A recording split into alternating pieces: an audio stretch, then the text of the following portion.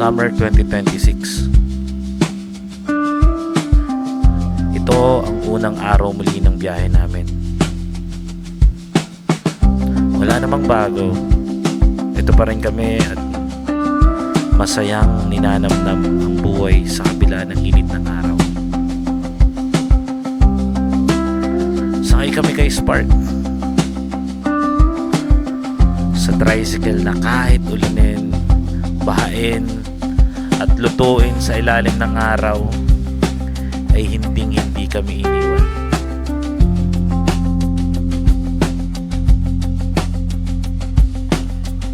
Hindi namin alam kung saan kami dadalhin ng biyahe to. Pero katulad ng dati, patuloy na magpapatuloy. Sobrang uhaw ko eh. Sobrang uhaw mo. Gusto mo ng pinakamasarap. Pagka-uhaw. Pinakamasarap na palamig sa buong Batangas City. Uhaw na uhaw ako eh. Dito makikita.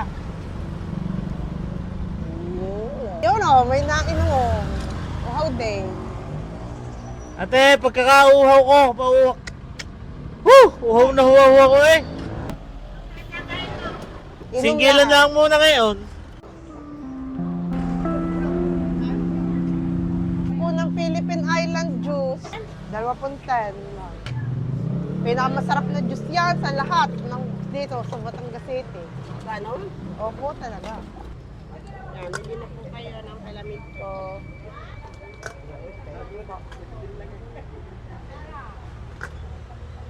Ma, masasabi mo sa palamig. Siyempre, ang pinakamasarap na palamig O paano? sa buong Batangas City. Masarap ko din eh.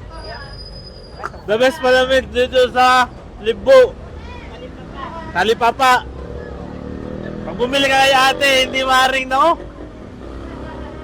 Hindi maaaring hindi ka babalik. Ayun, tito ni Kuya Baste. All natural. Hello!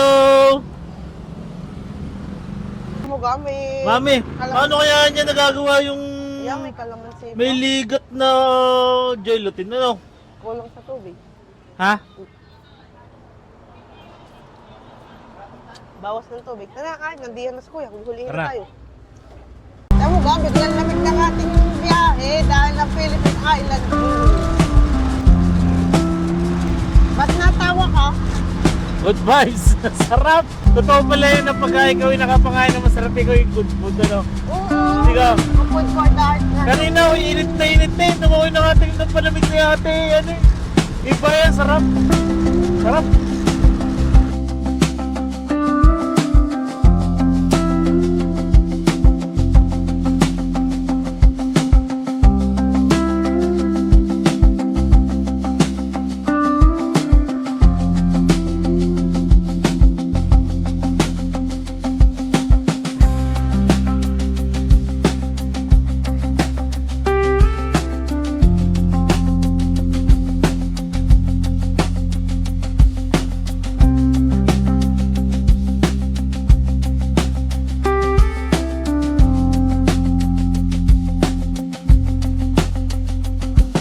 Daddy, hanggang ilang stroke ang sasakyan?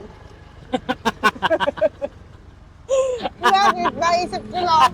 Ikaw ba't natawa ka? Hindi ka joke yun, mami. Iniisip ko Oo. nga. Oh, may punchline Ikaw pa. gayon. May punchline pa ka. Natawa ang gawin. Tatanong pa. Ano gayon? Hindi. Alam ko na kung saan papunta yan. Ay nako. Tingnan mo, sabi ko sa'yo magaling ako mag-joke. Hindi mo Ilang alam. Ha? Ang tawag ka, ilang stroke. Hindi ko nga alam baka nga doon ang galing yun sa stroke. Kaya may... Pero normal yan, tao, nakakailang stroke. Kung 3 stroke lang, ano? Yung iba may sa pusa. Oo, Siyam na siya stroke, mamuhay. meron kung... Aba, malay mo! Sobra ka naman nakakasyam na stroke. Ah, malay mo! Sobrang tindi ng pagkakamali lagi sa'yo. Yung favorite ni San Pedro mapindot. Lagi pagka nagkakamali.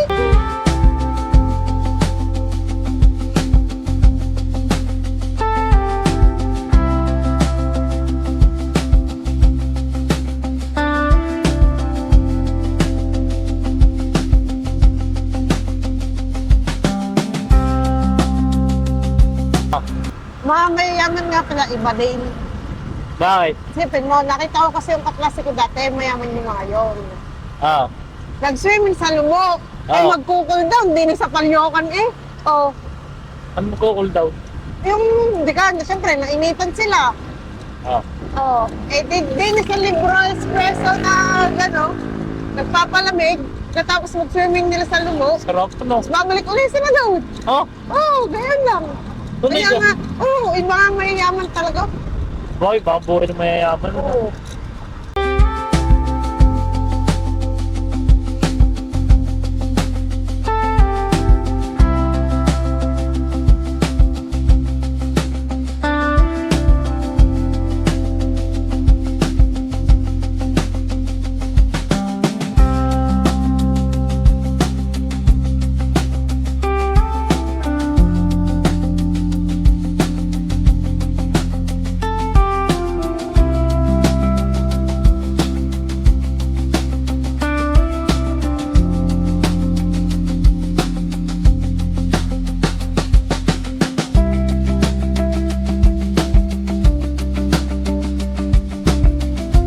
Para sa'yo, gumanda ang plaza o pumangit ang plaza? Gumanda naman. Dati kasi parang shady yan, di ba? Parang nakakatakot dati. Palot ang plaza dati. Nga, dati din shady. Parang lagi ka ma-hold up dati diyan. Ngayon hindi ano. Oo.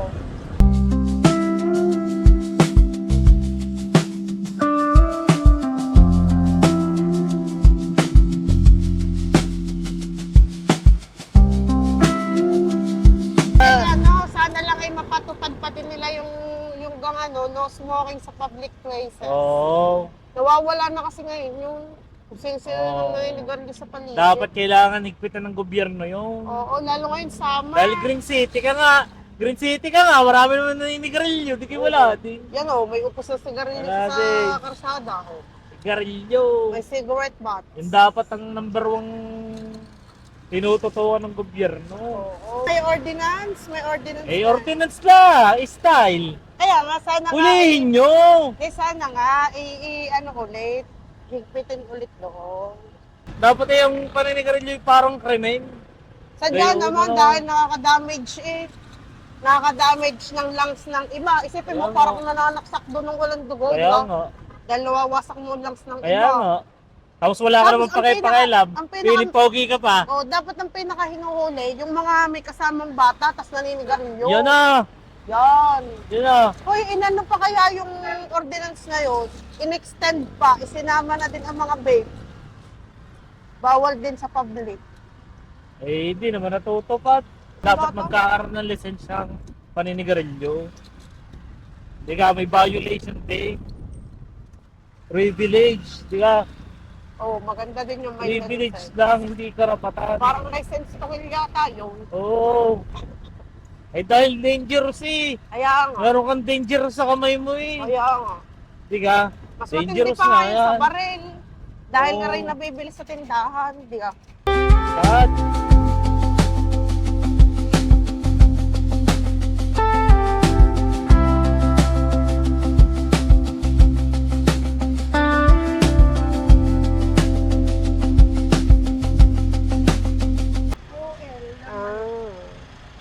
May gusto ka?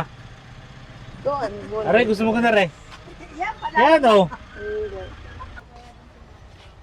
Isa nga pong rice. Okay mo. Rice. Tsaka, Tsaka, ano ito din ate doon? Gulay na agata. guli na gata. Broccoli. Fish.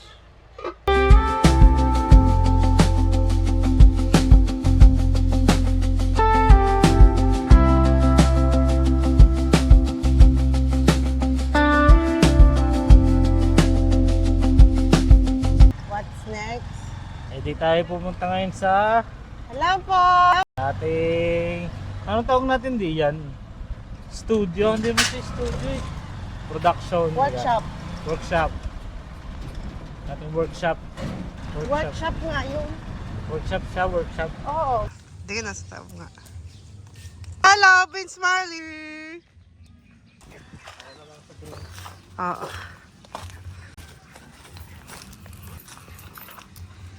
Punta sa workshop.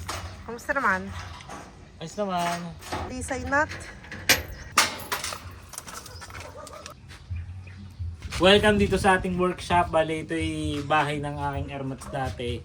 Tapos ngayon, marami nangyari. Alam mo naman, paboritong problema ng mga Pilipino, agawan sa lupa. Hindi ngayon, habang nandito pa sa harapan natin, hindi susulitin natin. Ito yung gagamitin natin na workshop para i-produce yung mga shirts na gagawin natin, garments, anything. Yung creative energy namin, dito mangyayari lahat yan. Samahan niyo ako.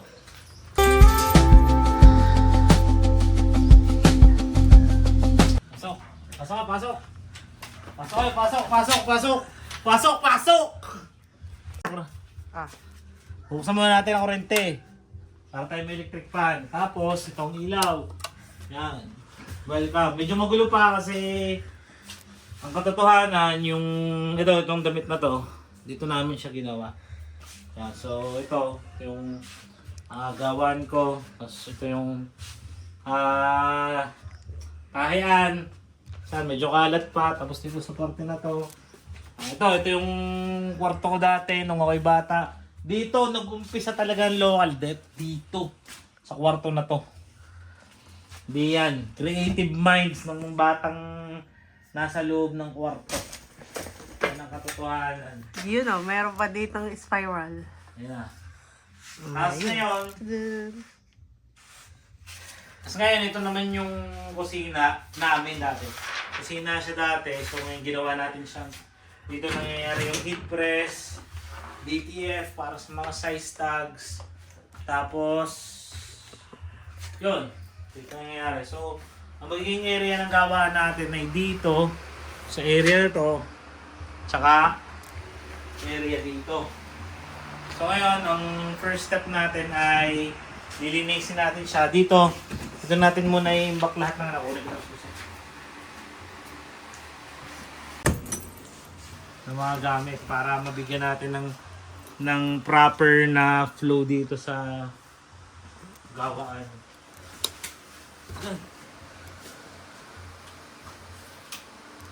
Yun. So, samahan nyo kami. Lilinisin namin to. Let's go. Keep moving forward.